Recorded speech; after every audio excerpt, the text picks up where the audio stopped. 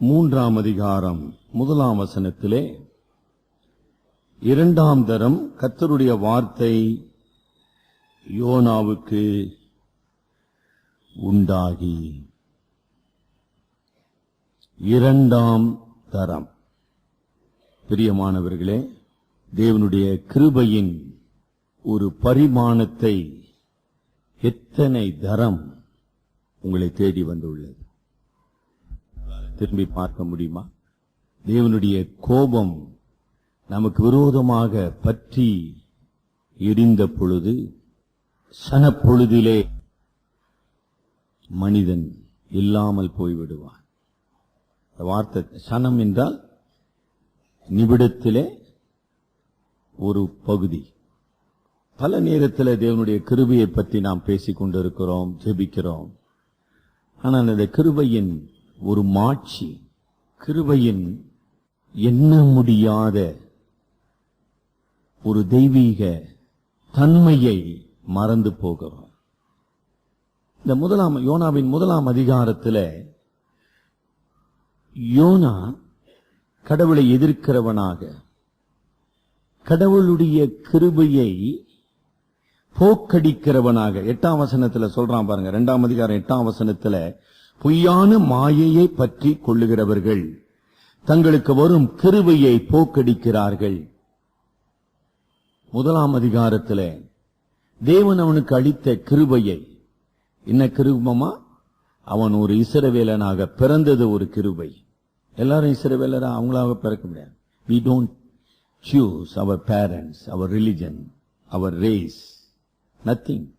தேவனுடைய கிருபையினாலே இஸ்ரவேலனாக அவன் பிறக்கிறான்.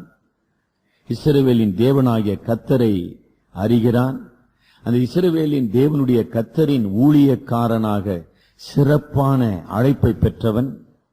had a call to be a prophet. இதெல்லாம் ரொம்ப சின்ன விஷயமா? இல்ல, யோனா தீர்க்கதரிசி காலத்துல எத்தனை தீர்க்கதரிசிங்க இருந்தாங்க? ஒன்னும் கிடையாதுங்களே. சொல்றோம்ல, லட்சத்தில் ஒருவன் சொல்ற பாருங்க. அப்படிப்பட்ட ஒரு கிருபையை பெற்றவன் இந்த யோனா. லட்சத்தில் ஒருவன், பல லட்சங்களில் ஒருவன். மகத்துவமான தேவனுடைய அதிசயங்களை, அற்புதங்களை, வல்லமையை அறிந்தவன். What a privilege.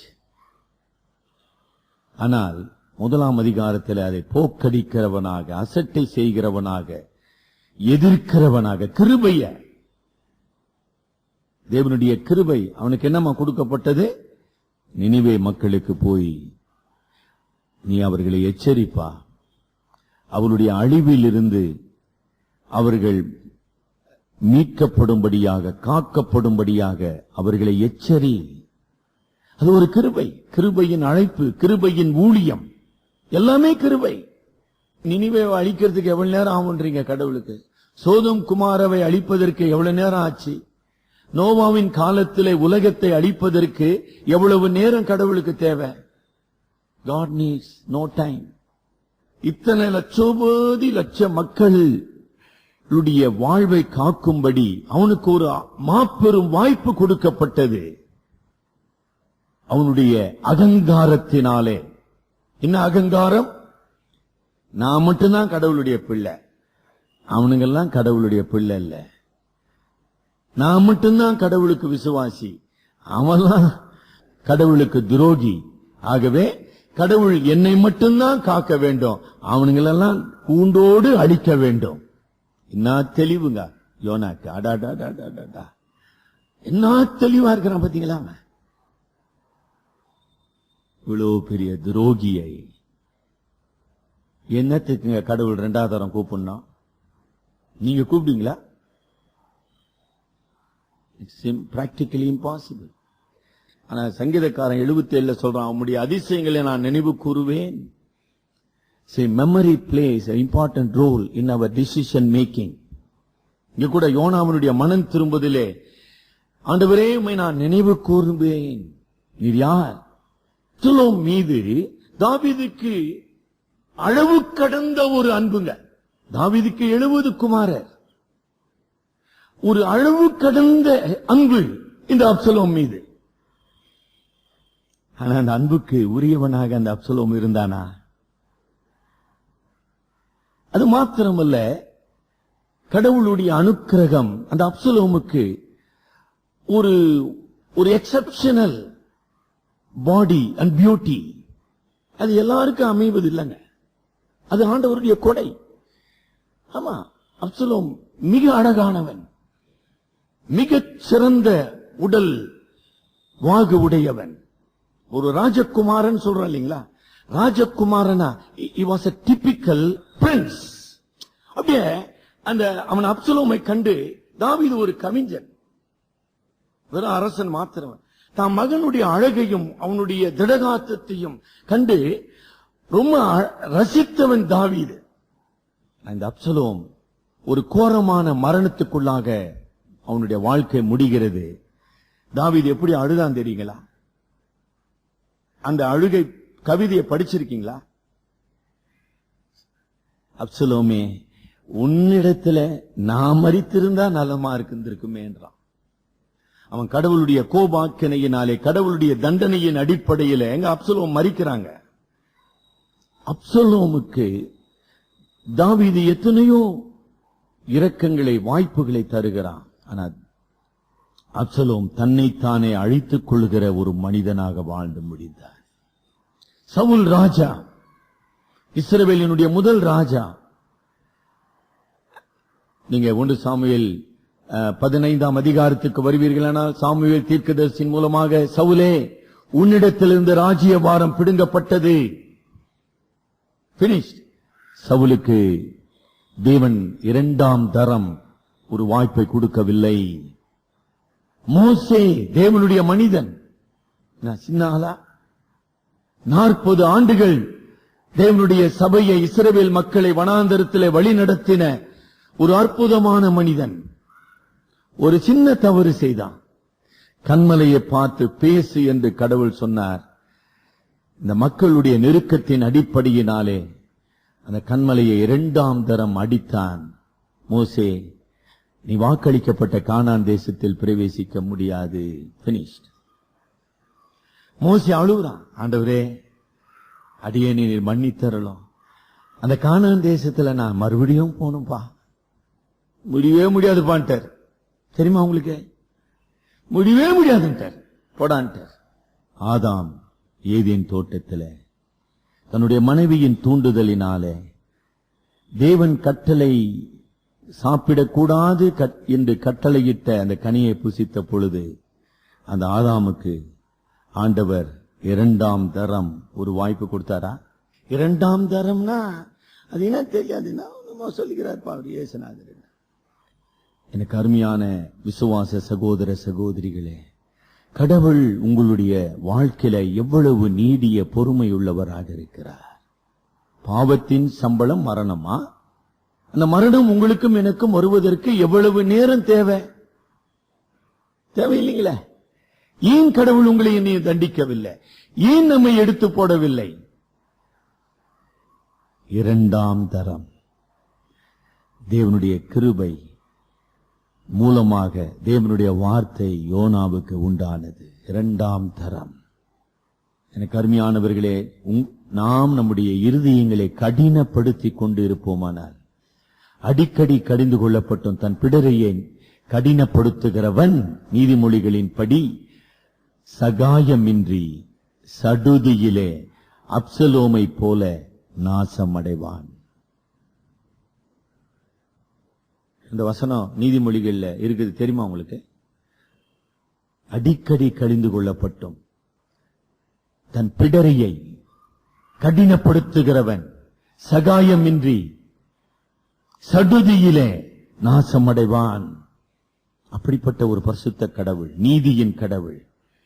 அந்த கடவுளிடத்துல பிடிவாதமான, முரட்டாட்டமான, கிருபையை போக்கடித்த, தேவனுடைய அன்பை அறியாத மூடனாகிய யோனாவுக்கு, வார்த்தைலாம் கவனிச்சிங்களா? கடவுளுடைய அன்பை உணராத மூடனாகிய யோனாவுக்கு 2ஆம் தரம் கடவுளுடைய வார்த்தை உண்டானது. எப்போதும் உண்டாயின்னு இருக்குன்னு நினைக்காதீங்க. 2ஆம் வசனம் நம்ம படிப்போம். மகா நகரமாகிய நினிவேக்கு போய் பிரியமானவர்களே, வேதத்தில நகரங்கள் மிக முக்கியமான ஒரு இடத்தை வகிக்கின்றன. நகரங்கள் வேதத்திலே குறிப்பிடப்பட்டுள்ள நகரங்களை குறித்து ஒரு பட்டியலை இட்டு அதன் மீது கடவுள் கொண்ட கரிசனைகள், கடவுளுடைய செயல்கள், இவைகளை நீங்க அழகா படிக்கலாம். ஒத்தவாக்கிய அகராதி போன்ற புத்தகங்கள் இருந்தால் அதை செய்யலாம். இந்த சந்தர்ப்பத்தில் இந்த 3ஆம் அதிகாரத்தில் நான் வலியுறுத்த விரும்புகிற ஒரு முக்கிய சத்தியம், உங்களையும் என்னையும் கடவுள் சென்னை மாநகரத்திலே வைத்திருக்கிறார். இது நம்முடைய தெரிந்தெடுப்பு அல்ல. நான் பிறந்தது சென்னை அல்ல, நான் பிறந்தது சேந்தமங்கலம் என்கிற சேலம் மாவட்டத்திலே ஒரு குக்கிராமம். ஆனால் கடவுள் கொண்டு வந்து என்னை சென்னை நகரத்திலே வைத்திருக்கிறார். உங்களுடைய பின்னணியை திரும்பி பாருங்க. நீங்க எங்க பிறந்தீங்க, எங்க வளர்ந்தீங்க, எங்கே தேவன் இப்போது உங்களை கொண்டு வந்திருக்கிறார், எப்படி கடவுள் உங்களை மீட்டுக் கொண்டார், ஏன் இந்த திருச்சபையில வைத்திருக்க கேள்வி கேளுங்க. இப்ப எதற்காக கடவுள் ஒரு நகரத்திலே நம்மை வைத்திருக்கிறார்? நீங்க அதை யோசிச்சிருக்கீங்களா? சிந்திக்கணும். எல்லாவற்றுக்கும் கடவுள் ஒரு திட்டத்தையும் நோக்கத்தையும் வைத்திருக்கிறார். இந்த சென்னை நகரம் கர்த்தருடைய சுவிசேஷத்தை கேட்க வேண்டும். இந்த சென்னை நகரம் வாசிகள் இயேசு யார் என்பதை அறிந்து கொள்ள வேண்டும். இந்த சென்னை நகரத்தில் உள்ள திருச்சபைகள் கிறிஸ்துவின் வல்லமையினாலே புதுப்பிக்கப்பட வேண்டும், உயிர்ப்பிக்கப்பட வேண்டும். திருச்சபை கிறிஸ்துவின் திருச்சபையாக, சாட்சியின் சபையாக மாற்றப்பட வேண்டும். சுவிசேஷம் என்பது கிறிஸ்துவை அறியாதவர்களுக்கு மட்டுமல்ல, கிறிஸ்துவை அறிந்தவர்களுக்கு. இங்க யோனா புத்தகத்திலே யோனா ஒரு அழிவின் செய்தியை நினைவுக்கு எடுத்து செல்லுகிறான். ஆனால் அந்த அழிவின் செய்தி உண்மை என்பதை இப்ப படிக்க போறோம். 3ஆம் அதிகாரத்தில் அவன் சொல்லுகின்ற அழிவின் செய்தி உண்மை என்பதை 2ஆம் அதிகாரத்திலே கடவுள் அவன் வாழ்க்கையை நிரூபித்த பிற்பாடு அவனை கொண்டு போகிறார். கடவுள் சர்வலோகத்தின் தேவனாகிய கர்த்தர் நீதியானவர், பரிசுத்தமானவர், அதே நேரத்தில் அவர் ரட்சிக்கிறவர், பாவத்தை தண்டிக்கிறவர், பாவியை ரட்சிக்கிறவர், மனம் திரும்புகிற பாவியை. இந்த உண்மை யோனாவின் வாழ்க்கையில முதல்ல நிரூபிக்கிறார் கடவுள். யோனா கடவுளை எதிர்த்த பொழுது, கடவுளை நிந்தித்த பொழுது அவனுக்கு நியாயமான தண்டனை, மரண தண்டனை. அவன் பாதாளத்தில் தள்ளப்படுகிறான். பாதாளத்தில் தள்ளப்பட்ட யோனாவை மீனை கொண்டு கடவுள் காக்கிறார். கிருபை. அங்கு உயிரோடு காக்கப்படுகிறான். இப்படி தண்டனைக்கு உட்பட்ட யோனா தேவ கிருபையினாலே காக்கப்பட்டவனாக நினிவேயின் கடற்கரையிலே அந்த மீனினாலே கக்கப்படுகிறான். அந்த யோனா தான் இந்த செய்தி அறிவிக்க வேண்டும். எல்லா யோனாவும் அறிவிக்க முடியாதுங்க. தெரிந்து கொள்ளப்பட்ட மனிதன், கடவுளால் அழைக்கப்பட்டு கடவுளால் தெரிந்து கொள்ளப்பட்ட மனிதனாகிய யோனா இந்த ப்ராசஸ், கடவுளுடைய இந்த மறுரூபப்படுத்தும் ஒரு வாழ்வுக்குள்ளாக கடந்து சென்ற பிற்பாடுதான் அவன் இந்த செய்தி அறிவிக்க வேண்டும். அப்பொழுதுதான் அந்த செய்திக்கு நினிவே மக்கள் செவி கொடுப்பார்கள். வேற யாரு போனாலும் செய்தி கொடுக்க மாட்டாங்க. அந்த 3ஆம் அதிகாரத்திலமா யோனாவினுடைய தீர்க்க தரிசனம் தமிழ்ல 6 வார்த்தை, இங்கிலீஷ்ல 8 வார்த்தைங்க. 8 வார்த்தை தான், 6 வார்த்தைங்க தமிழ்ல. 4வது இன்னும் 40 நாள் உண்டு, அப்பொழுது நினிவே. 6 வார்த்தை தான் பேசின. என்ன மாதிரி 3/4 மணி நேரம் 1 மணி நேரம் எல்லாம் பேசிடலாம். 6 வார்த்தை தான் செய்தி. ஆனா சொல்ற ஆள் யாருதான் ரொம்ப முக்கியம். செய்தி ரொம்ப முக்கியம்தான். அதற்கு இணையாக சொல்லப்படுகிற ஆள் யார்? அப்ப ஏன் கடவுள் உங்களையே நீ ரட்சித்திருக்கிறார், இந்த சென்னை மாநகரிலே வைத்திருக்கிறார்? நீங்களும் யோனாவை போல மாற்றப்பட்டவர்கள். People who have undergone transformation. ஒரு மாபெரும் கடவுளாலே, மாபெரும் ரட்சிப்பின் கிரியினாலே ஒரு மாற்றம் பெற்றவர்கள். அந்த மாற்றம் பெற்ற மனிதனுடைய செய்திதான் மக்களை மாற்றத்துக்குள்ளாக வழி நடத்த முடியும். எல்லாருடைய செய்தியும் அல்ல. அதான் அதனுடைய பர்பஸ். வேதம் ரொம்ப எளிமையாதான் இருக்கும்.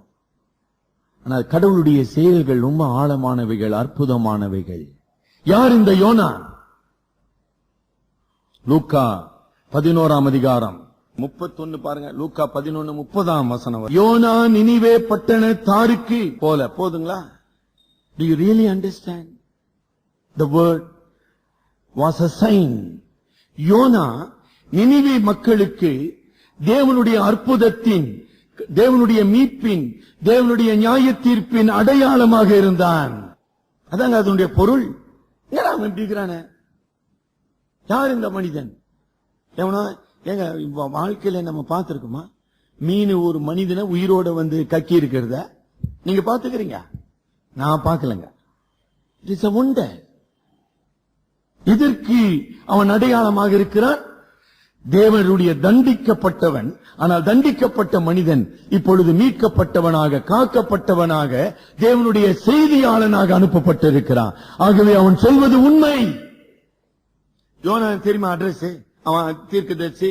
Who knows about Jonah in the city of Nineveh? Nobody knows. யோனா ஒரு அட்ரஸ் இல்லாத மனிதன், ஏற்றுக்கொள்ளப்பட முடியாத ஒரு மனிதன் இல்லைங்களா? நினிவே மக்களினாலே தாழ்த்தப்பட்டவன் என்று கருதப்பட்ட ஒரு மனிதன். சுருக்கமா சொல்லனா பைத்தியக்காரன். அறிவு உலகத்திலே, நாகரிக உலகத்திலே, மனித வல்லமை சார்ந்து வாழ்கின்ற சமுதாயத்திலே விசுவாசி ஒரு பைத்தியக்காரன். So fool indeed அப்படின்னு சொல்றான். உன்னதான் சொல்லுவாங்க. இவன் பேச்ச போய் கேட்டுக்கிறேன், யோ வேலையா பார்த்துன்னு போப்பா, அதானே சொல்லணும். அப்படிப்பட்ட சமுதாயத்துக்கு மாற்றப்பட்ட மனிதன் தேவை. அவன் அடையாளமாக நிறுத்தப்படுகிறான். எதற்கு அடையாளம்? கல்லறையில் இருந்து, மீன் வயிறாகிய கல்லறையில் இருந்து எழுப்பப்பட்டவன். ஏன் அவன் மீன் வயிற்றுக்கு சென்றான்? தேவனை எதிர்த்தவனாக, தேவனை விட்டு ஓடுகிறவனாக இருந்தவன், தேவனுடைய தண்டனைக்கு தப்பாமல் அவன் தண்டிக்கப்பட்டவன். That is the story behind it. ஒன்னும் புரியாது. எதுக்கு ரசிக்கப்பட்டோன்னு தெரியல, எதுக்கு இங்க வாழ்றோன்னு தெரியல. ஐயோ ஒண்ணுமே சொல்றதுக்கு இல்லைங்க. இவன் இந்த சோதோம் குமாரால இருந்தான் பாருங்க, லோத்து குடும்பம் அந்த மாதிரி மாறிட்டு இருக்கிறோங்க நம்ம. கடவுள் கரிசனை கொண்ட பல நகரங்களிலே சோதோம் குமாரா ஒன்று. There is a list of cities இல்லைங்களா? அழிவுக்கு, அதாவது நோவாவின் அழிவிற்கு ஏற்படுத்தப்பட்ட முதல் நகரம் எது? பாபேல். தேவனுடைய கோபாக்கினை அல்லது தேவ நியாய தீர்ப்பு பாபேல் மேல் வந்தது. பாபேல் சிதறுண்டு போனது. பாபேலுக்கு அடுத்தபடியாக பழைய ஏற்பாட்டிலே உலக நாடுகளுக்கு ஒரு அடையாளமாக வைக்கப்பட்ட நகரங்கள் எது? சோதோம் குமாரா. இந்த சோதோம் குமாரா என்கிற தேசத்திலே லோத்து என்கிற தேவனுடைய மனிதன் வாழ்ந்தான். என்ன புண்ணியம்! அவன் சொந்த குடும்பத்தை ரட்சிக்க முடியவில்லை, சொந்த மனைவியை கிறிஸ்துவ ஆண்டவருக்குள் வழி நடத்த முடியவில்லை, சொந்த பிள்ளைகளுக்கு நீதி என்றால் என்ன, நியாயம் என்றால் என்ன, கற்பு என்றால் என்ன, வாழ்க்கை என்றால் என்ன சொல்லிக் கொடுக்க முடியவில்லை. கேடுகட்ட மனிதனாகிய ஒரு லோத்து. எதற்கு அவன் தகப்பன்? சாபத்தின் சந்ததிக்கு தகப்பன். மோவாப், அம்மோன் வரலாறு தெரியுமா? கடவுளுடைய கிருபையை போக்கடித்த ஒரு மனிதன். எப்படி சோதோம் குமாரா உலகத்தினுடைய சீர்கெட்ட பாவத்துக்கு அடையாளமாக இருக்கிறதோ, அவ்விதமாக லோத்து தேவனுடைய சாபத்துக்கு உரியவனாக, சாப சந்ததியின் தகப்பனாக. ஆபிரகாம் விசுவாசின் சந்ததியின் தகப்பன், லோத் சாப சந்ததியின் தகப்பன். ரெண்டு பேர் தான் அந்த உலகத்தில் இருக்கிறாங்க. நீங்க எந்த சந்ததியை சேர்ந்தவர்கள்? சும்மா நான் மெட்ராஸ்ல இருந்தேன் சார் சொல்லி பிரயோஜனம் இல்லைங்க. கடவுள் கணக்கு கேட்பாரு, என்னப்பா பண்ண மெட்ராஸ்ல? ஐயோ சூப்பரா இருந்தால இது சார், அப்படியே இருந்தேன் சார், அவ்வளோ மாடி மாடியா கட்டேன் சார். ஓஹோ, மாடி மாடியா கட்டுறதுக்கு இருந்தியாப்பா? கோடி கோடியா ஜனங்கள் இருந்தாங்களே, அவங்கள பத்தி ஜபம் பண்ணியாப்பா? எங்க சார் டைம் இருந்தது? கணக்கு பாக்கிறதுக்கே டைம் இல்லை. அதாவது என் சொத்துக்களையும் என்னுடைய ஜோலியை குறித்து கணக்கு பார்க்கறதுக்கே எனக்கு டைம் பத்தலையே சாமி, எங்க கோடி கோடி மக்களை பத்தி நான் சிந்திக்கிறதுங்க? அப்படியா ராஜா? போப்பா, லோத்த மாதிரி தான் ஓடின்னு இருக்கணும்பா. கவலைப்படாது, அப்படியே ஓடினு சேவாரை நோக்கி ஓடி, இப்படி கொஞ்சம் ஓடு, அப்படி கொஞ்சம் ஓடு. கட்சியில ஒரு சாபத்தின் சந்ததியை விட்டுட்டு போய் சேருப்பான். I have no time to be a servant of God. எவ்வளவு அவபக்தியான ஒரு காரியம். தேவன் நம்மளை நியாயத்திலே கொண்டு வந்து நிறுத்துவார்னு தெரியாதா? உலகத்திலே பொக்கிஷங்களை சேர்த்து வையாதேயுங்கள், பரலோகத்திலே பொக்கிஷங்களை சேர்த்து வையுங்கள். இதெல்லாம் காதுல விழலீங்களா? நம்ம சாப்பிடணுங்கம்மா, வாழணும், நான் இல்லைன்னு சொல்லல. சாப்பிடுறதுக்கும் வாழ்றதுக்குமா இந்த உலகத்துல வாழ்ந்து நிக்கிறேன் நான். தேவன் என்னை கிருபையாக ரட்சித்தார். ஒரு அற்புதமான மாற்றம். சாவுக்குரியவன் நான், தண்டனைக்குரியவன் நான், நித்திய அழிவுக்குரிய என்னை கடவுள் ரட்சித்தார். இந்த ரட்சிப்புக்கு நான் நன்றி உள்ளவனாக, இந்த ரட்சிப்பின் சுவிசேஷத்தை அறிவிக்கிற நற்செய்தியாளனாக இந்த உலகத்தில் வாழ வேண்டும். அதை பத்தி ஒரு சிந்தனை கூட இல்லாம நான் வாழ்ந்து கொண்டிருப்பேமானால் நான் லோத்தா இல்லாம எப்படிங்க இருக்க முடியும்? என் சந்ததி சபிக்கப்படாம எப்படி மாற முடியும்? எப்படி மாற்றப்பட முடியும்? சொல்லுங்க. சரியா சிந்திக்கலையே. லோத்த மாதிரி தானே இருக்கிறோம். ஐயோ, நம்ம லோத்தை பத்தி பேசினா டைம் ஆயிடுங்க. ஆக கடவுள் நகரங்கள் மீது அக்கறை கொண்டவர். அது பாபேலா இருக்கலாம், சோதமா இருக்கலாம், பாபிலோனா இருக்கலாம், எதுனா இருக்கலாம். இந்த வேதம் வெளிப்படுத்தின விசேஷத்துல பாபிலோன் என்கிற மகா வேசி விழுந்தால் என்றுதான் வேதமே முடிகிறதுங்க. The whole world is symbolized to a city of Babylon. அப்படின்னா என்றால் அதன் பொருள் என்ன? பாபிலோன் என்கிற வேசி என்கிற பதம் அதுக்கு கொடுக்கப்படுகிறது. ஆக தனி மனிதர்கள் அல்ல, ஒரு சமுதாயம் அல்ல, முழு உலகமே வேசித்தனத்தினாலே அடிமைப்பட்டவர்களாக தேவனுடைய கோபாக்கினைக்கு கிறிஸ்துவின் வருகையின் போது அதனுடைய அழிவுக்கு பாத்திரவான்களாக மாற்றப்படுவார்கள். அதான் அதனுடைய பொருள். The whole world is symbolized in the word harlot Babylon. அப்படிதான் வேதம் சொல்லுது. வேசியாகிய பாபிலோன், சும்மா பாபிலோன் இல்ல. அப்படிப்பட்ட ஒரு காலகட்டத்தில் வாழ்ந்து கொண்டிருக்கிறோம். தேவனுடைய அற்புதமான கிருபையை பெற்றவர்களாக, தேவனுடைய ஒப்பற்ற மீட்பை பெற்றவர்களாக இந்த அழிந்து போகிற, அழிவுக்கு வைக்கப்பட்டிருக்கிற இந்த உலகத்துக்கு திருச்சபையினுடைய செய்தி என்ன? தொடர்ந்து லூக்கா 11ஆம் அதிகாரம் 32ஆம் வசனம் படி. யோனாவின் பிரசங்கத்தை கேட்டு நினிவே பட்டணத்தார் மனம் திரும்பினார்கள். இதோ யோனாவிலும் பெரியவர் இங்கே இருக்கிறார். ஆதலால் நியாய தீர்ப்பு நாளிலே நினிவே பட்டணத்தார் இந்த சந்ததியாரோடே எழுந்து நின்று யோனாவின் பிரசங்கத்தை கேட்டு, யோனாவின் எச்சரிப்பை கேட்டு மனம் திரும்பினார்களே, அந்த சந்ததியார் எழுந்து நின்று இயேசுவின் பிரசங்கத்தை கேட்டுக் கொண்டிருந்த அன்றைய யூத சமுதாயத்தின் மீது குற்றம் சாட்டுவார்கள். ஏங்க, அவங்க மனம் திரும்பினார்கள், இவர்கள் மனம் திரும்பவில்லை. எப்படி இருக்குது பாத்தீங்களா? யோனா ஒரு அடையாளமாக கொடுக்கப்பட்டான். என்ன அடையாளங்க? வரப்போகிற மேசியாவுக்கு அடையாளம். மேசியா யார்? தேவ ஆட்டுக்குட்டியாக, பாவ பரிகாரியாக இந்த உலகத்துக்கு வந்து பாவத்தை சுமந்து, தேவ நீதியுள்ளவர், பாவத்தை தண்டிக்கிறவர், பாவத்தின் தண்டனை மரணம், அந்த மரணத்திலிருந்து மீண்டு வருதல் யோனாவுடைய வாழ்க்கை. அததான் மக்கள் பார்த்தாங்க. யார் இந்த மனிதன்? தண்டிக்கப்பட்டவன், தேவனுடைய கிருபையினாலே மீட்கப்பட்டவன். என்ன அற்புதமான ஒரு காரியம். அநேக நேரத்தில் நாம செய்கிற தவறு, தயவுசெய்து நம்ம ஆண்டவரிடத்தில் ஒப்பு கொடுக்கும். அதாவது, சார் நான் சுவிசேஷம் சொல்றேன் சார்ன்னு சில பேர் நினைக்கிறோம். நம்முடைய சுவிசேஷத்துக்கு வல்லமை இல்லாதது போல் தெரிகிறது. உங்க குடும்பத்துல, உங்க சொந்தக்காரர் நிறைய பேர் இந்து பின்னணியில வந்துக்கிறோம். நம்ம ஆண்டவர் ரட்சித்தார், ஆமாங்க இயேசுநாதர் கடவுளுங்க, இயேசுநாதர் ரட்சிக்கிறாரு நம்ம சொல்லின்னு இருக்கிறோம். We claim that we proclaim the gospel. But what is the problem? ஐயா நான் சுவிசேஷம் அறிவிக்கிறேன், ஐயா நான் சொல்றேங்க. ஏன் அந்த சுவிசேஷம் வல்லமையற்றதாக காணப்படுகிறது? கேள்வி கேட்டீங்களா? இத்தனை பேருக்கு நான் சொல்லிக் கொண்டு இருக்கிறேன், இத்தனை பேர் என் வாழ்க்கையை பார்த்து கொண்டு இருக்கிறாங்க, ஏன் அவர்களுடைய வாழ்க்கையில மனமாற்றம் இல்லை?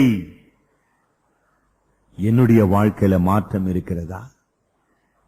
The salvation should bring change in my life. இரண்டாம் அதிகாரம் 9:10 படிங்க. பலியிடுவேன், செலுத்துவேன், ரட்சிப்பு கர்த்தருடையது என்றான். கர்த்தர் மீனுக்கு கட்டளையிட்டார், கக்கிவிட்டது. இப்போது மீட்கப்பட்ட ரட்சிக்கப்பட்ட யோனாவுக்கு கடவுள் கட்டளையிடுகிறார், போய் பிரசங்கிப்பான. இப்ப அவன் வாழ்க்கையில மாற்றம் நிகழ்ந்தது கவனிச்சீங்களா? அவனுடைய எண்ணத்தில் மாற்றம், அவனுடைய செயலில் மாற்றம். கீழ்ப்படியாத யோனா கீழ்ப்படுகிற மனிதனாக, பயந்து ஓடின யோனா துணிந்து தேவனுடைய செய்தியை அறிவிக்கின்ற தைரியமுள்ள மனிதனாக நினைவுக்குள்ளாக ஊடுருவி செல்லுகின்றான். There was a tremendous change. அது மாத்திரமல்ல, ரட்சிப்பு, அது ரட்சிப்பின் பொருள் என்னங்கம்மா? ரட்சிப்பு என்றால் என்ன? மரணத்திலிருந்து ரட்சிப்பு. நம்ம கொஞ்சம் விரிவா அப்புறம் படிக்க போகிறோம். யோனாவினுடைய வாழ்க்கையில தேவனுடைய ரட்சிப்பு புது வாழ்வை கொண்டு வந்தது, நியூ லைஃப். அந்த புது வாழ்வுக்கு தான் அங்கு யோனா அடையாளமாக நிறுத்தப்படுகின்றான்.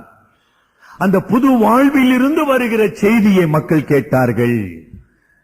இன்றைக்கு உங்களுடைய வாழ்க்கையில அந்த புது வாழ்விலிருந்து செய்தி வருகிறதா? இயேசு ரட்சிக்கிறார், இயேசு விடுவிக்கிறார், இயேசு குணமளிக்க, ரொம்ப நல்லதுங்க. ஆனா இயேசு உன் வாழ்க்கையில அதை செய்திருக்கிறாரப்பா? நீ எதோ சொல்றிய, அதை நான் உன் வாழ்க்கையில பார்க்க விரும்புகிறேன். உன்னுடைய மாற்றப்பட்ட வாழ்க்கை தான் மாபெரும் செய்தி, மறுக்க முடியாத செய்தி. ஒரு ஞானி சொன்னான், your deeds speaks louder than your words. ஒரு நல்ல ப்ராவர்ப். மனிதனே, உன்னுடைய வார்த்தைகளை விட உன்னுடைய செயல்கள் சத்தமாக பேசிக் கொண்டிருக்கின்றன. என்னை ரட்சித்த கர்த்தரின் நற்செய்தி மக்கள் உள்ளங்களிலே அது உணர்த்தப்பட வேண்டுமானால் மாற்றப்பட்ட வாழ்க்கை என்னிலே காணப்பட வேண்டும். 9ஆம் வசனத்தை, அதாவது 2ஆம் அதிகாரம் 9ஆம் வசனத்தை மையமாக வைத்து இந்த தியானத்தை நம்ம முடிப்போம். தொடர்ந்து கர்த்தருக்கு சித்தமானால் இதை தொடர்ந்து படிப்போம். நான் சொன்ன யோனா 3ஆம் அதிகாரம் 4ஆம் வசனத்துல, 3ஆம் அதிகாரம் 4ஆம் வசனத்துல யோனா கர்த்தரை பற்றி சொல்லவில்லை. அங்க நல்லா கவனிச்சிங்களா? இன்னும் 40 நாள் உண்டு, அப்பொழுது நினிவே. அங்கு கர்த்தர் என்கிற பதம் இல்ல, ரட்சிப்பு என்கிற வார்த்தை இல்ல, அன்பு என்கிற கூற்று இல்ல, ஒண்ணுமே இல்ல. எப்படி அந்த ஜனங்க ரசிக்கப்பட்டாங்க? Can you find the reasons? இன்றைக்கு கத்தி கத்தி பேசினுக்கிறோம். இயேசு சிலுவையில ரத்தம் சிந்தினா, ஐயோ சகோதரனே சகோதரியே, கர்த்தர் உன்னை நேசிக்கிறார், இவ்வளோ கத்தி கத்தி சொல்லுகிறான். ஓ, நீ கத்தின்னு கேட்டான அவன் போயினுக்கிறான். இந்த யோனா கர்த்தர் என்ற வார்த்தையே கிடையாது, ரட்சிப்பு என்கிற வார்த்தையே கிடையாது, அன்பு என்கிற வார்த்தையே கிடையாது. ஆனா மனிதர்கள் ரட்சிக்கப்பட்டாங்க. எப்படி பாது? வேதம் ரொம்ப எளிமையானதுங்க, ஆனா ரொம்ப ஆழமானது. நம்ம மற்றவர்களிடத்தை சுவிசேஷத்தை பகிர்ந்து கொள்ளும் பொழுது அது நம்முடைய ஞானத்தை பொறுத்ததில்லை. பவுல் சொல்லுகிறான், என்னுடைய சாதுரிய ஞானத்தினாலே உங்களை நான் கிறிஸ்துவுக்கு ஆதாயப்படுத்த விரும்பவில்லை. 1 கொரிந்தியர் 1ஆம் அதிகாரம் 21-22 பாருங்க. 1 கொரிந்தியர் 1:21-22. எப்படி எனில் தேவ ஞானத்துக்கு ஏற்றபடி உலகமானது சுய ஞானத்தினாலே தேவனை அறியாதிருக்கையில் பைத்தியமாக தோன்றுகிற பிரசங்கத்தினாலே விசுவாசிகளை ரட்சிக்க. 23ஆம் வசனம். நாங்களோ சிலுவையில் அறையப்பட்ட கிறிஸ்துவை பிரசங்கிக்கிறோம், அவர் யூதருக்கு இடரலாயும் கிரேக்கருக்கு பைத்தியமாயும் இருக்கிறார். என்ன மாதிரி வசனம் பாத்தீங்களா? என்னுடைய சாதுரிய ஞானம் எந்த மனிதனையும் ரட்சிக்காது, தேவனுடைய பைத்தியமாய் தோன்றுகிற சுவிசேஷம் மனிதனை ரட்சிக்கும். அதை சொல்வதற்காக தாங்க தேவன் உங்களை என்னை ரட்சித்திருக்கிறார். இல்லையா? நான் ஒரு பைத்தியக்காரனாக காணப்படலாம், தோற்றமளிக்கலாம், ஆனால் இந்த பைத்தியக்கார தனத்தின் மூலமாக தேவன் விசுவாசிகளை ரட்சிக்க சித்தம் கொண்டார். இது யோனாக்கே தெரியாது. யோனாவே ஒரு தெளிவில் செயல்பட்டா நம்ம சொல்ல முடியாதுங்க. யோனாக்கு தெரியாது. ஆனா யோனாவை கொண்டு கடவுள் செயல்பட்டார். அதான் ரொம்ப முக்கியம். நீங்களும் நானும் அப்படிதான் இருக்கிறோம். வல்லவனுக்கு எது ஆயுதங்க? இப்ப நம்ம கடவுளுக்கு என்ன தெரியுமா பிரச்சனை? நம்ம புல்லா இருக்க விரும்பல, நம்ம எல்லாம் சூப்பர் கம்ப்யூட்டரா இருக்க விரும்புறோங்க. நீ இருந்து போப்பான்னு விட்டுறாரு கடவுள் நம்மள. அப்படியே ராஜா நீ சூப்பர் கம்ப்யூட்டரா இருப்பா அப்படியே விட்டுரு. God cannot use the super beings or super humans. கடவுளுக்கு தேவை புல்லு. இந்த யோனா அவன் அப்படிதான் நினைச்சான். நான் யார் தெரியுமா? தீர்க்கதரிசி. நான் யார் தெரியுமா? தேவாதி தேவனுடைய ஊழியக்காரன். நான் யார் தெரியுமா? இஸ்ரவேலில் பிறந்த இஸ்ரவேலன். நான் யார் தெரியுமா? இப்படியா யார் தெரியுமா யார் தெரியுமான்னு பேசியிருந்தார். அமுகுனாரு மீன் வயிற்றுல போட்டு. இப்ப யார் தெரியுமா பான்னாரு. ஐயோ தெரிஞ்சுக்கணும் ஆண்டவரே, என்ன பண்றதுங்க, இப்படி எல்லாம் பேச வேண்டியதா இருக்குதுங்க. நான் யார் தெரியுமா? நான் யார் தெரியுமா? தெரியும்பா ரொம்ப நல்லா. எனக்கு பிரச்சனை வந்து நினைவே மக்கள் நீ யாருன்னு தெரிஞ்சுக்கணும்பா. அதனால கொஞ்சம் மீன் வயிற்றுக்கு போயிட்டு வா. என் நினைவுகள் உன் நினைவுகள் அல்ல, என் வழிகள் உன் வழிகள் அல்ல. தேவனுடைய சித்தம் யோனாவை ரட்சிப்பது மாத்திரமல்ல, ரட்சிக்கப்பட்ட யோனாவின் மூலமாக மாபெரும் நகரமாகிய, குறைந்தது வேத ஞானிகளின் கணக்குப்படி அன்று நாளில யோனா பேசினான நினைவேல 10 லட்சம் மக்கள் குடியிருந்திருக்காங்க. கடவுளுடைய பார்வையில அந்த 10 லட்சம் மக்களுடைய மனம் திரும்புதல் மிக முக்கியமானது. ரட்சிப்பு கர்த்தருடையது என்பதை சொல்லி நான் முடிக்க விரும்புகிறேன். நிறைய பேரு நமக்கு ரட்சிப்பு தெரிஞ்ச மாதிரி நம்ம நினைக்கிறோங்கம்மா, தெரியாதவர்களாக நாம் இருக்கிறோம். எப்படி சார் சொல்றீங்க? நம்முடைய வாழ்க்கையில ரட்சிப்பின் நான் சொன்ன மாதிரி 2 அடையாளங்கள், 2 விளைவுகள் காணப்பட வேண்டும். 1 மாற்றம், 2 புது வாழ்வு. கர்த்தர் என்னை ரட்சித்திருப்பாரானால் என் வாழ்க்கையில மாற்றம் நிகழ வேண்டும். கர்த்தர் என்னை ரட்சித்திருப்பாரானால் அவருடைய ஜீவன் என்னிலே வெளிப்பட வேண்டும். இது 2 இல்லைன்னா எனக்கு ரட்சிப்புக்கும் சம்பந்தம் இல்லை. ஆகையினால் அதை நான் சொல்ல வேண்டியவனாக இருக்கிறேன். ரட்சிப்பு என்று நாம் சொல்லும் பொழுதுங்கம்மா, வேதத்துல 3 இடத்துல நான் உங்களுடைய நினைவை கொண்டு போக விரும்புகிறேன். 51ஆம் சங்கீதம் 14ஆம் வசனம் ஒருத்தர் படிங்க. 79ஆம் சங்கீதம் 9ஆம் வசனம். தேவனே என்னை ரட்சிக்கும் தேவனே. பாருங்க, ரட்சிக்கும் தேவன். 79:9 எங்களை ரட்சிக்கும் தேவனே. அதுதான் தேவை. அதாவது பழைய ஏற்பாட்டில கடவுளுக்கு எத்தனோ பெயர் உண்டுங்க. அந்த பல பெயர்கள்ல ஒரு பெயர் ரட்சிக்கும் தேவன். ஈப்ரு மொழியில யாசா. 353 முறை பழைய ஏற்பாட்டில் அது வருது. இது எப்படி யோனாக்கு தெரியாம போச்சு? அதான் இப்ப நமக்கு பிரச்சனைங்க. யோனா ஒரு தீர்க்கதரிசி, நியாயப்பிரமாணத்தை கற்றவன், சங்கீதங்களை பாடினவன், ஜெபித்தவன், ஆராதித்தவன். யெகோவாவின் பெயர்களில ஒரு பெயர் யாசா, ரட்சிக்கும் தேவன். இது எப்படி யோனாக்கு தெரியாம போச்சு? அது தெரியாம போச்சுங்களா? இல்ல இல்ல இல்ல இல்ல. யோனாவினுடைய இருதய கடினம், கடவுள் இஸ்ரவேலை ரட்சிக்க வேண்டும், நினைவே மக்களை அழிக்க வேண்டும். தன்னுடைய தத்துவத்தை, தன்னுடைய இறையிலை, தியாலஜி. கர்த்தர் யார்? இஸ்ரவேலுக்கு கர்த்தர். கர்த்தர் யார்? இஸ்ரவேலுக்கு ரட்சகர்.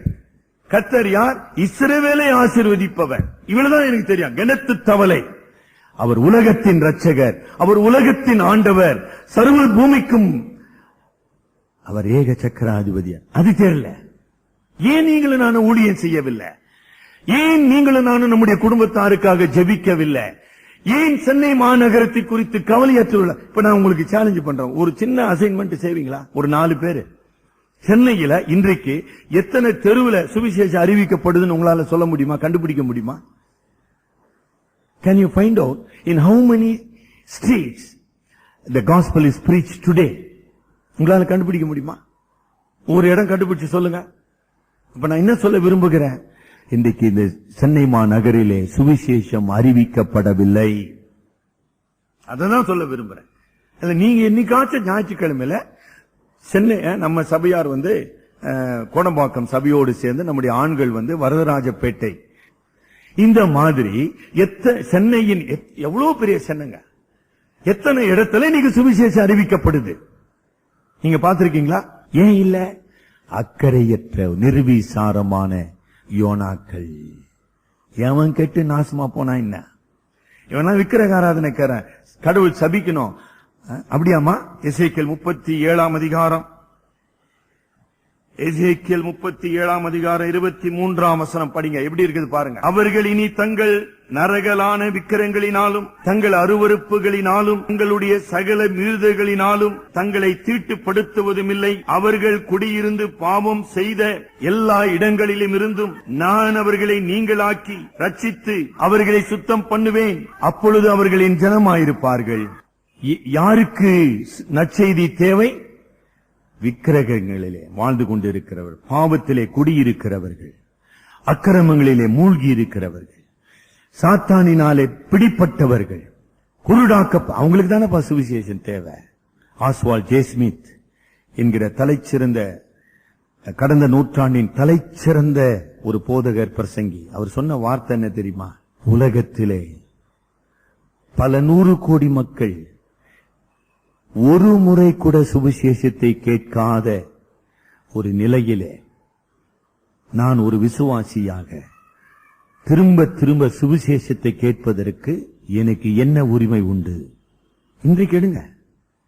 சீனால எத்தனை கோடி மக்கள், இந்தியாவிலே எத்தனை கோடி மக்கள், இஸ்லாமிய நாடுகளிலே எத்தனை கோடி மக்கள், கம்யூனிச நாடுகளிலே எத்தனை கோடி மக்கள், அவங்களாம் ஒரு முறை சுவிசேஷத்தை கேட்டிருக்காங்களா?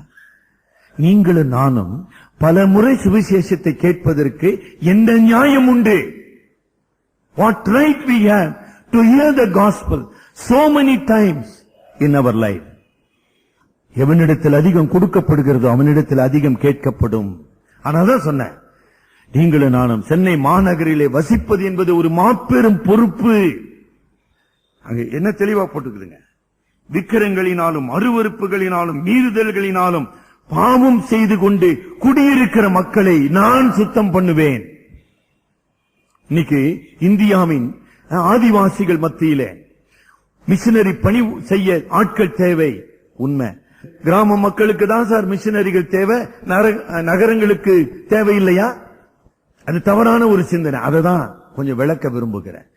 ஆக இந்திய நாட்டின் மூலை முடுக்குகளிலே பட்டி தொட்டிகளில வாழ்ந்து கொண்டிருக்கிற ஆதிவாசிகளுக்கு எவ்வளவு சுவிசேஷம் எவ்வளவு அவசியமோ அவ்வளவு அவசியம் சென்னை நகரின், மும்பை நகரின் குடிசை பகுதி, ஸ்லம்ஸ் என்று சொல்கின்றோமே, வாழ்ந்து கொண்டிருக்கிற பல்லாயிரக்கணக்கான மக்களுக்கு கிறிஸ்து தேவை.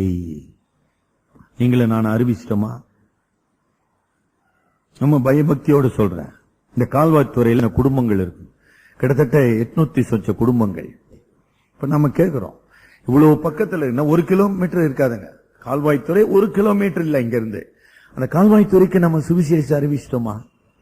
இந்த கால்வாய்த்துறை மக்களை குறித்து தேவன் உங்களிடத்தில் என்னிடத்திலும் நியாய தீர்ப்பு நாளிலே விசாரிப்பார். என்னப்பா, 1 கிலோமீட்டர் தூரத்தில் இருக்கிற மக்களுக்கு நீ சுவிசேஷம் அறிவிக்க முடியல, அவர்களை கிறிஸ்துவுக்குள்ள வழி நடத்த முடியல, நீ எங்கப்பா மிஷனரி ஊழியம் செய்ய போற?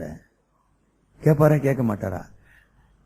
அடுத்த மாசம் இந்நேரத்துக்கு அவங்க இருப்பாங்களா, இங்க இருப்பாங்களா நமக்கு தெரியாது. அவ்வளவுதான், முடிஞ்சு போச்சு. காலம் மாறிவிட்டது. நல்லா விளங்குதுங்களா? வாய்ப்புகள் எப்போதும் இருப்பதில்லை. சரிங்களாமா? வாய்ப்பு என்கிற வார்த்தையின் பொருள் அது எப்போதும் இருப்பதற்கு இல்லைங்களே. வாய்ப்பு ஒரு முறை தான் அளிக்கப்படும். நம்மை சுற்றியுள்ள மக்களுக்கு நான் சுவிசேஷத்தை தெளிவாக சரியாக அறிவித்து விட்டேனா? அப்படி இல்லை என்றால் அந்த மக்களுடைய இரத்த பலி என்னை சேரும் என்று எசேக்கியேல் தீர்க்கதரிசன புத்தகத்தில் நாம் வாசிக்கிறோம். துன்மார்க்கனுக்கு அவனுடைய துன்மார்க்கத்தை குறித்து நீ அறிவிக்க விட்டால் அவனுடைய இரத்த பலியை உன்னிடத்தில் கேட்பேன் சொல்லி இருக்கிறாரா? அப்ப நம்ம என்ன செஞ்சோம்? நம்ம செஞ்சோமா? ரட்சிப்பு கர்த்தருடையது. 3 உண்மைகள் அதில் அடங்கி இருக்குதுங்க. ரட்சிப்பு என்றால் என்ன? அழிவிலிருந்து மீட்பு. The salvation implies hopeless destruction. நினிவேக்கு தப்பிக்க முடியாத ஒரு அழிவு காத்திருக்கிறது, அதிலிருந்து அது மீட்கப்பட வேண்டும். ரட்சிப்பினுடைய 2வது பொருள் ரட்சகர். ரட்சிப்பு எப்படி கிடைக்கும்? ஒரு ரட்சகர் மூலமாக. There is no salvation without a savior. அதனால்தான் யாசா. இந்த ரட்சகர், இந்த கர்த்தர் யார்? ரட்சிக்கும் தேவன். ரட்சிக்கும் தேவன். நினிவே மக்களுக்கு யார் தேவை? ரட்சிக்கும் தேவன். ஏன் இது யோனாக்கு விளங்கல? யார் அந்த ரட்சிக்கும் தேவன்? தண்டனைக்கு உரிய தண்டிக்கப்பட்ட குற்றவாளிக்கு பதிலாக தண்டனையை சுமக்கிறவர். Who is a savior? Is a substitute for the condemned sinner. கடவுளால் ஏற்படுத்தப்பட்ட இரட்சகர் யார்? பாவிகளுக்கு பதிலாக பாவத்தை சுமந்தவர், பாவிகளுக்கு பதிலாக சிலுவையில் மரித்தவர், பாவிகளுக்கு பதிலாக மரணத்தை ருசி பார்த்தவர். இது நம்ம சொல்லிட்டோமா தெளிவா? நிறைய பேருக்கு விளங்கல பாருங்க. ஆனால்தான் இங்க என்ன சொல்றான் யோனா? என்ன சொன்னா? ரட்சிப்பு கர்த்தருடையது. Salvation is of the Lord. அந்த ரட்சிப்பை துவங்குகிறவர் அவர், நடப்பிக்கிறவர் அவர், முடிக்கிறவர் அவர். ரட்சிப்பில் பிதாவாகிய தேவன் செயல்படுகிறார். 1 பேதுரு 1:2 டைம் ஆயிடுச்சுங்க. 1 பேதுரு 1:2 படிங்க. 3 நபர்கள் அங்க இருப்பாங்க. பிதாவாகிய தேவனுடைய முன்னறிவின் படியே ஆவியானவரின் பரிசுத்தமாக்குதலினாலே கீழ்ப்படிதலுக்கும் இயேசு கிறிஸ்துவின் ரத்தம் தெளிக்கப்படுதலுக்கும் தெரிந்து கொள்ளப்பட்ட. பாத்தீங்களா? பிதாவாகிய தேவன் தெரிந்து கொண்டார், குமாரனாகிய கிறிஸ்து ரத்தத்தை சிந்தினார், பரிசுத்தாவியானவராகிய தேவன் அவர்களை ரட்சிப்புக்குள் வழி நடத்துகிறார். ஆக ரட்சகராகிய தேவன். அவ்வளவுதானுங்களா? அந்த ரட்சிப்புக்கு யோனா என்னங்க செய்ய முடியும்? ஏதாச்சும் யோனா 1:14 படிங்க. 3 வகையான ரட்சிப்பை நம்ம அங்க பாக்குறோம். யோனா 1:14 கப்பலில் இருந்த மாலுமிகள் கர்த்தரின் நாமத்தை கேட்ட பொழுது கர்த்தரை நோக்கி கூப்பிட்டார்கள், கர்த்தர் அவர்களை ரட்சித்தார் இந்த உயிரின் அழிவில் இருந்து. 2 யோனா 2:7 யோனா மீனின் வயிற்றிலிருந்து கர்த்தரை நோக்கி கூப்பிட்டான், கர்த்தர் ரட்சித்தார். யோனா 3:10 நினிவேயின் மக்கள் தங்கள் பொல்லாத வழியை விட்டு திரும்பினார்கள் என்று அவருடைய கிரியைகளை பார்த்து நினிவே தேவனுடைய அழிவிலிருந்து ரட்சிக்கப்பட்டது. இந்த சீக்வன்ஸ் பாத்தீங்களா? என்ன பியூட்டிஃபுல்லா இருக்கு. கர்த்தர் இறங்குகிறவர், கர்த்தர் தயை பெருத்தவர், கர்த்தர் மன்னிக்கிறவர், கர்த்தர் ரட்சிக்கிறவர், கர்த்தர் மனம் திரும்புகிற பாவியை ஒருபோதும் அவர் தள்ளிவிடுகிறது. ரட்சிப்பு கர்த்தருடைய. யோனா அந்த மீன் வயிற்றுக்குள்ள இருக்கிறாமா, தன்னுடைய ரட்சிப்புக்காக அவன் ஏதாவது செய்ய முடியுமா? முடியாது. மாலுமிகள் பயங்கர சுழல் காற்றிலே, புயல் காற்றிலே அந்த அழிவிலிருந்து ரட்சிக்க அவர்கள் ஏதாச்சும் செய்யக்கூடுமா? முடியாது. நினிவே மக்கள் தங்களுடைய அக்கிரமங்களினாலே, பாவங்களினாலே தேவனுடைய கோபாக்கினை கீழ் வைக்கப்பட்டிருக்காங்க. அதிலிருந்து அவர்கள் தப்பிக்க முடியுமா? முடியாது. இப்போ எபேசியர் 2:9 படிங்க. ஒருவரும் பெருமை பாராட்டாத படிக்கு ரட்சிப்பு கிரியைகளினால் உண்டானதல்ல, அது தேவனுடைய ஈவு. விசுவாசத்தை கொண்டு ரட்சிக்கப்பட்டீர்கள், உண்டானதல்ல ஈவு. பாத்தீங்களா? இது உங்களால் உண்டானதல்ல. ஆக ரட்சிப்பினுடைய 3வது அம்சம் என்ன? முதலாவது என்ன? அழிவில் இருந்த ரட்சிப்பு. 2வது என்ன? ரட்சிப்புக்கான ஒரு ரட்சகர். 3வது என்ன? இந்த ரட்சிப்புக்காக எந்த மனிதனும் எதுவும் செய்ய முடியாது. ரட்சிப்பு கர்த்தருடையது. அதை நீங்க அறிக்கை செஞ்சிட்டீங்களா? உங்களுடைய வாழ்க்கை கர்த்தருடைய ரட்சிப்புக்கு சான்றாக இந்த உலகத்திலே காணப்படுகிறதா? மக்கள் மனம் திரும்புவார்கள். தலைவனிங்க நாம் செபிப்போம். மகாநகரமாகிய நினிவேக்கு சென்று பிரசங்கி யோனாவுக்கு கொடுக்கப்பட்ட கட்டளை 2ஆம் தரம்.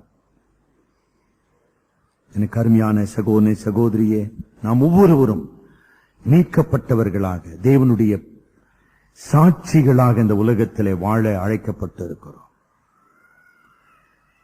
தேவனுடைய வார்த்தை மறுபடியுமாக நமக்கு வருகிறது. நீ பிரசங்கி, நீ சத்தியத்தை அறிவி. நம்முடைய குடும்பத்தை குறித்து, நம்முடைய உற்றார் உறவினர்களை குறித்து, நம்முடைய அயலகத்தாரை குறித்து, நம்முடைய நகரத்தை குறித்து, நம்முடைய இனத்தை குறித்து தேவன் நம்மிடத்திலே விசாரிக்கிறவராக இருக்கிறார். பிரியமானவர்களே, ரட்சிப்பு இலவசமாக நாம் பெற்றோம். அதை இலவசமாக நாம் கொடுக்க வேண்டும். நம்முடைய வாழ்க்கையிலே பிறருடைய ரட்சிப்பை குறித்த கரிசனை உண்டா? பிறர் அழிவை நோக்கி சென்று கொண்டிருக்கிறார்களே, தேவனுடைய கோபாக்கினைக்கு பாத்திரவான்களாக வாழ்ந்து கொண்டிருக்கிறார்களே, தேவனே அவர்களை ரட்சியும் என்று நாம் ஜெபிக்கிறோமா? தேவனுடைய ரட்சிக்கும் திட்டத்தை, ரட்சிக்கும் அன்பை, ரட்சிக்கும் கிருபையை நாம் மெய்யாகவே அறிந்திருப்போமானால், அவர் ரட்சிக்கும் தேவன் என்பதை அறிந்திருப்போமானால், எப்படி ரட்சிப்புக்காக நாம் ஜெபிக்காமல் இருக்க முடியும்? ரட்சிப்புக்காக நாம் பிரசங்கிக்காமல் எப்படி இருக்க முடியும்? எப்படி முடியும்? நாம் எப்படி வாழ்ந்து கொண்டிருக்கிறோம்? 2009 ஆண்டின் 11 மாதங்களை கடந்து வந்திருக்கிறோம். எத்தனை பேருக்கு ரட்சிப்பை அறிவித்தோம்? எத்தனை பேரோடு கடவுளுடைய வல்லமையை நாம் பகிர்ந்து கொண்டோம்? நீங்க கணக்கு உங்க டைரியில எழுதி வச்சிருக்கீங்களா? ஜனவரி மாசம் இத்தனை பேருக்கு அறிவிச்சேன், பிப்ரவரி மாசம் இத்தனை பேருக்கு அறிவிச்சேன், மார்ச் மாசம் ஏதாச்சும் டைரி வச்சிருக்கீங்களா? இல்ல இந்த மாசம் நான் அறிவிக்க போகிறேன் வச்சிருக்கீங்களா? ஒண்ணு இல்ல. யோனாவை போல சீர்கெட்டவர்களாக, லோத்தை போல உலகத்துக்காக வாழ்கிறவர்களாக வாழ்ந்து கொண்டிருக்கிற ஆண்டவரே, எங்களை ரட்சியும் என்று நாம் ஜெபிக்க வேண்டும். அன்பின் ஆண்டவரே, பரிசுத்தமும் நீதியும் உள்ள தேவனே, உமக்கு முன்பாக நாங்கள் குற்றவாளிகளாக, உண்மையற்றவர்களாக, விசுவாச துரோகிகளாக, கிருபையை போக்கடிக்கிறவர்களாக இருக்கிறதை உணர்ந்து அறிக்கை செய்கிறோம். தேவனே, எங்களை மன்னித்தருளும். நீர் எவ்வளவாய் இந்த உலகத்தை நேசிக்கிறீர். உம்முடைய அன்பு முதுகுமாரன் மூலமாக வெளிப்படுத்தப்பட்டு அந்த அன்பை இந்த உலகத்தின் மக்கள் அறியவும், காணவும், கேட்கவும் படியாக திருச்சபையாக எங்களை நீர் இந்த உலகத்திலே வைத்திருக்கிறீர். ஆண்டவரே, எங்களுடைய மயக்கத்திலிருந்து எங்களை விடுதலையாக்கும். எங்களுடைய நிர்விசாரத்தை, தூங்குகிற ஆவியிலிருந்து எங்களை விடுதலையாக்கும். நாங்கள் ஆத்துமாக்களை கொள்ளை பொருளாக உமக்கென்று கொண்டு வருகிற கனித்தரும் வாழ்க்கை வாழ எங்களை உருவாக்கும். எங்கள் அருமை இரட்சகர் மூலம் வேண்டிக் கொள்ளுகிறோம் பிதாவே. ஆமேன்.